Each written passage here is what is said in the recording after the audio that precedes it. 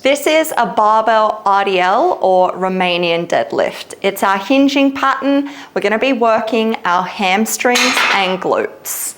So for this exercise, guys, before we progress to the bar, you need to nail the hinge movement pattern. It is quite a challenging movement pattern, but once you get it and you get it in your body, you'll be good to go, and it will progress you through to a lot of movement patterns that we do. So, hi. So, a little drill that we like to do is with our dowel. So what this is going to do is mimic our spine so that we have a neutral position through the spine. It is going to touch at our head, our shoulder blades and tailbone, so 3 points of contact.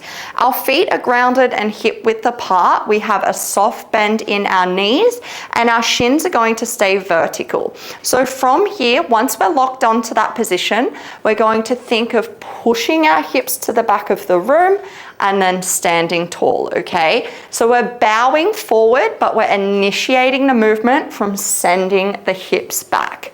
Now, when you can't get your hips back any further, that is when you need to stop.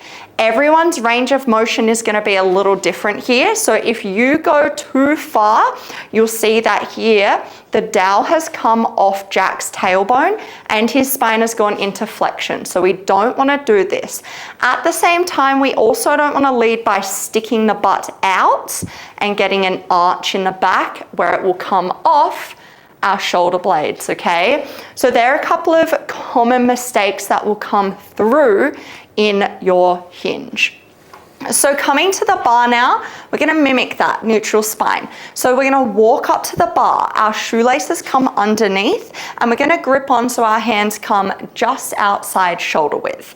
From here, we snap the bar. So you'll see Jack's shoulder blades have set into place and his lats are locked on and engaged. A cue we like to use here is thinking $100 bills in your armpits. Now, when you do that cue, just be aware that it doesn't bring an arch into your back, so keep those ribs down.